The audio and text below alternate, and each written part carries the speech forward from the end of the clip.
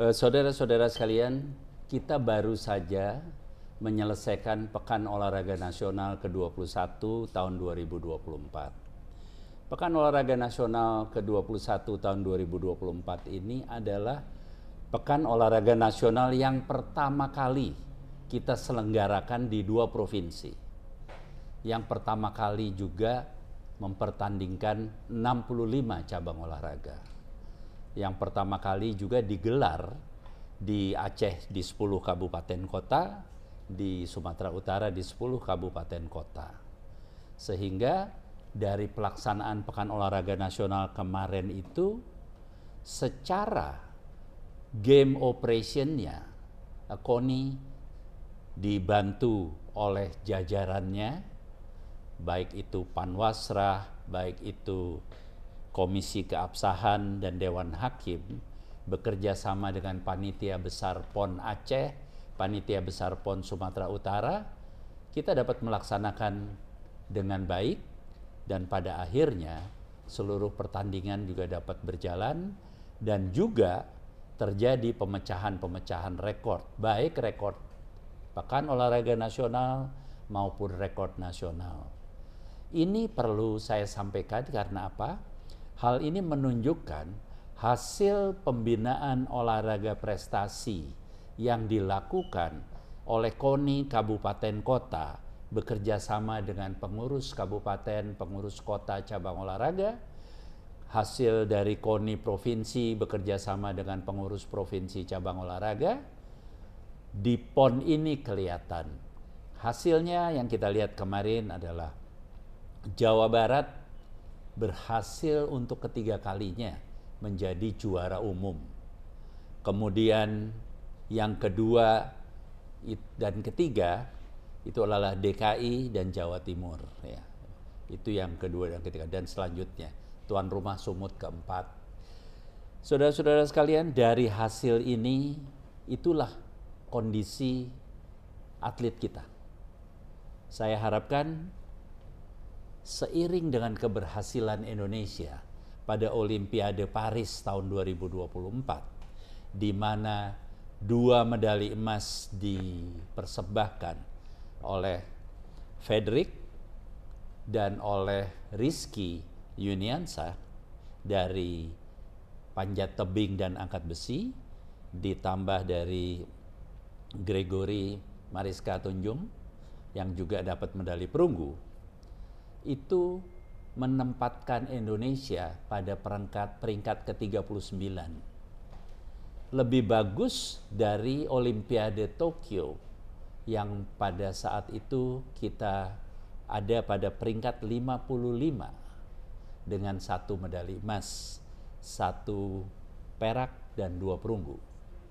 Kemarin 2 medali emas dan 1 medali perunggu.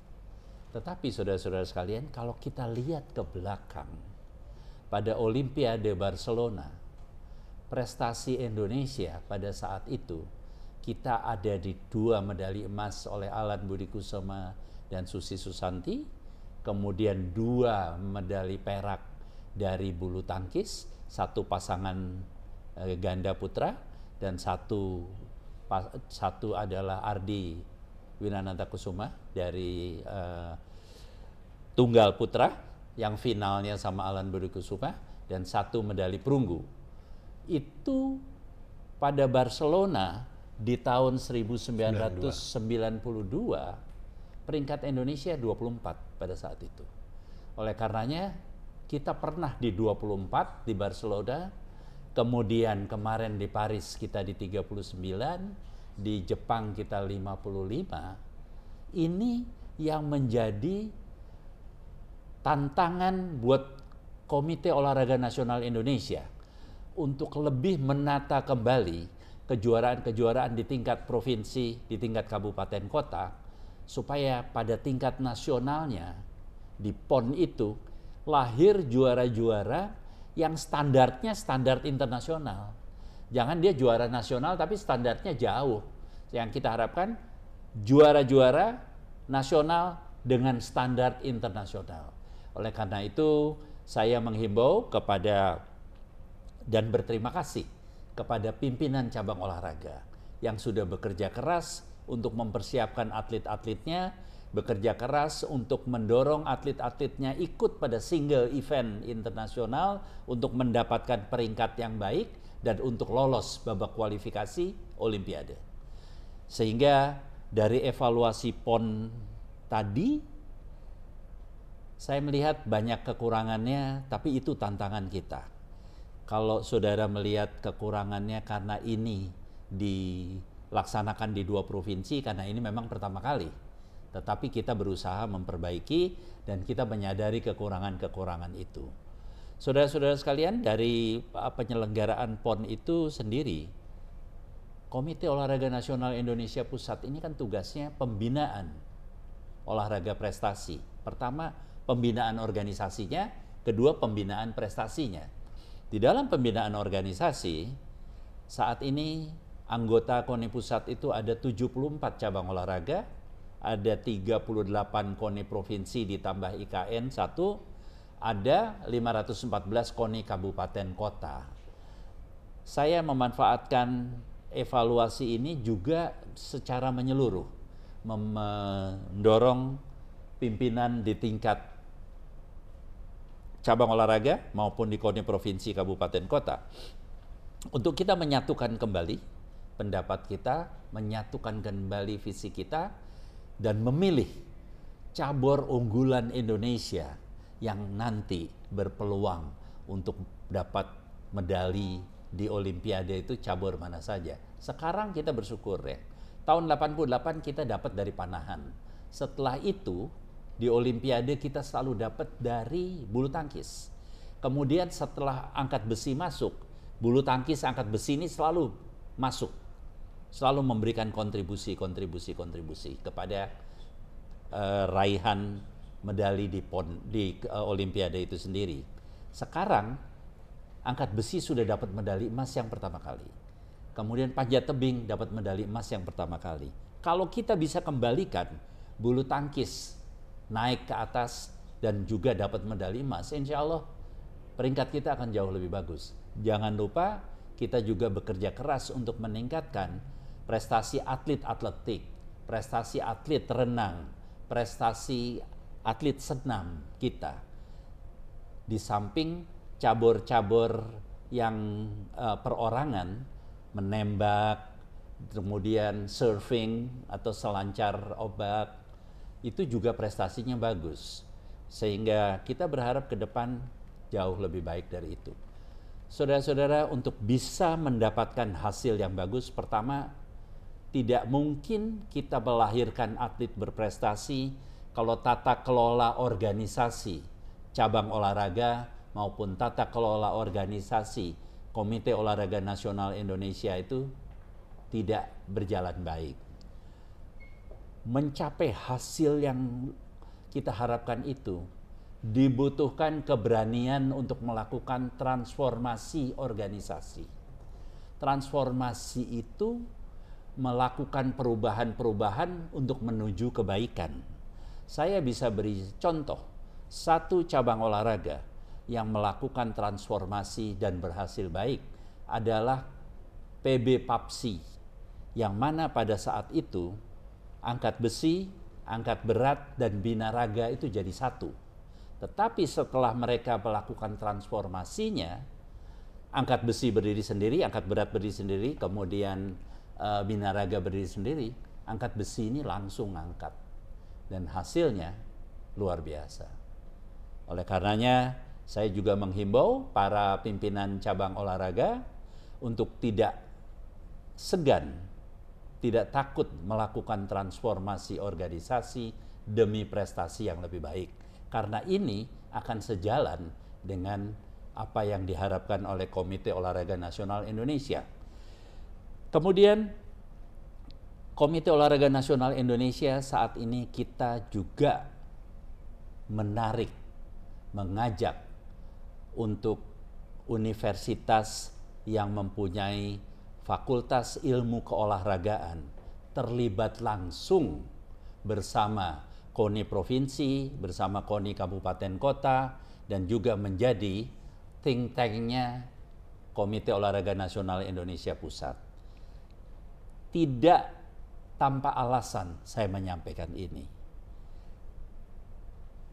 Kontingen Jawa Barat pada keikutsertaannya di Pekan Olahraga Nasional, mereka 3 kali berturut-turut juara umum, hat-trick 3 kali. Tetapi kalau kita lihat bagaimana program pembinaan mereka, selain juga mengedepankan pelatih-pelatih yang memang berkualitas, beberapa cabur menggunakan pelatih-pelatih internasional, pelatih dunia, tetapi mereka melekat dengan yang namanya Universitas Pendidikan Indonesia, di mana UPI itu seluruh fasilitas dan tenaga sport science-nya memberikan dukungan penuh kepada kontingen Jawa Barat, dan hasilnya seperti yang kita lihat bersama. Hari ini saya dengan 14 universitas yang punya fakultas ilmu keolahragaan, kita sudah menandatangani kesepahaman untuk dukungan sport science dari perguruan tinggi pada pembinaan olahraga prestasi semakin hari semakin baik. Kemudian bicara transformasi tadi. Selama ini Komite Olahraga Nasional Indonesia Pusat hanya punya Pekan Olahraga Nasional, yaitu event 4 tahunan yang kita laksanakan untuk multi event nasional. Tetapi mulai tahun 2025 ini, Komite Olahraga Nasional Indonesia Pusat kita juga punya beberapa event lain. Yang pertama adalah Indonesia Martial Art Game. Yang kedua, Indonesia Indoor Game. Yang ketiga, Indonesia Beach Game. Yang keempat adalah Indonesia Youth Game. Yang nanti 4 event olahraga tadi akan kita mainkan pada 2025, 2026, 2027. Dan juga pada 2028-nya nanti ada Pekan Olahraga Nasional ke-22 di Nusa Tenggara Timur dan Nusa Tenggara Barat. Itu adalah terobosan yang dikerjakan oleh KONI Pusat. Karena apa? Karena mulai Pekan Olahraga Nasional ke-22 Nusa Tenggara Timur, Nusa Tenggara Barat nanti, kita mulai mengarah. Cabang olahraga yang dipertandingkan adalah cabang olahraga Olimpiade. Jadi nanti jumlahnya tidak banyak di Pekan Olahraga Nasional itu, tapi kita wadahi cabur-cabur lain yang tidak bertanding pada Pekan Olahraga Nasional itu, dia ikut di Martial Art Game, dia ikut di Beach Game, dia ikut di Indoor Game, dan dia ikut di Youth Game. Jadi dengan demikian, Komite Olahraga Nasional Indonesia Pusat ini kita akan punya 5 agenda kejuaraan yang kita lakukan sebagai multi-event nasional yang kita juga bekerja sama dengan seluruh pemerintah daerah yang bersedia jadi tuan rumah. Saudara-saudara, saya berharap ke depan media selaku bagian dari sport intelligence kita terus dapat bekerja sama. Kita dapat bersinergi untuk mendorong prestasi atlet Indonesia untuk memenuhi harapan masyarakat pencinta olahraga. Karena harapan masyarakat pencinta olahraga itu selalu berharap patriot-patriot olahraga kita, pejuang-pejuang di masa damai kita ini dapat mengangkat harkat martabat bangsa Indonesia pada keikutsertaan mereka di event-event internasional lainnya. Saudara-saudara, di dalam masa damai seperti ini, olahraga memegang peran yang sangat penting. Di samping olahraga itu menjadi pemersatu bangsa, olahraga juga menjadi salah satu yang bisa mengangkat harkat martabat bangsa kita di tempat yang terhormat. Karena apa? Karena prestasi atlet-atletnya. Karena pada saat mereka mendapatkan medali emas, kita mendengarkan Indonesia Raya, kemudian dia juga betul-betul kemenangan itu adalah kemenangan untuk bangsa dan negara tercintanya.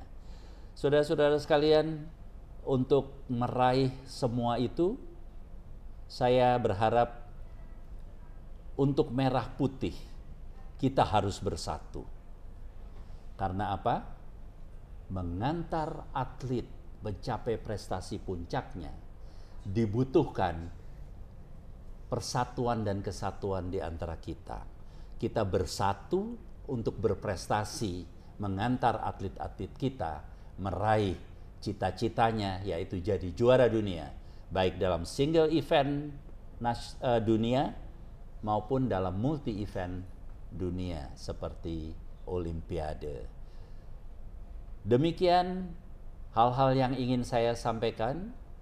Saya yakin bahwa dengan dukungan dari masyarakat pencinta olahraga, Komite Olahraga Nasional Indonesia ini didirikan oleh masyarakat pencinta olahraga. Mulai sejarahnya dulu, kita didirikan oleh masyarakat pencinta olahraga dari bola keranjang atau korfball, tenis, dan sepak bola dalam gabungan Ikatan Sport Indonesia, lalu menjadi Persatuan Olahraga Indonesia, menjadi Dewan Olahraga Indonesia, dan sejak tahun 67 menjadi Komite Olahraga Nasional Indonesia, di mana Sri Sultan Hamengkubuwono sebagai ketuanya. Tetapi dalam perjalanannya, mulai tahun 38, Komite Olahraga Nasional Indonesia tidak pernah absen di dalam melaksanakan pembinaan olahraga prestasi.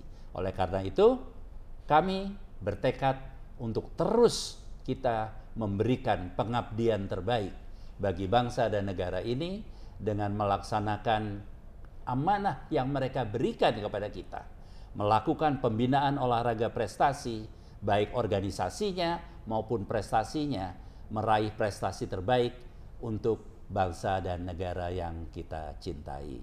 Demikian hal-hal penting yang ingin saya sampaikan. Semoga dari ungkapan saya, dari laporan saya kepada saudara-saudara, ke depan kita akan mampu menyelenggarakan multi-event nasional yang semakin hari semakin baik, dan multi-event nasional ini adalah tempatnya atlet-atlet juara dunia dilahirkan. Terima kasih. Billahi taufik wal hidayah. Wassalamualaikum warahmatullahi wabarakatuh. Salam olahraga. Jaya.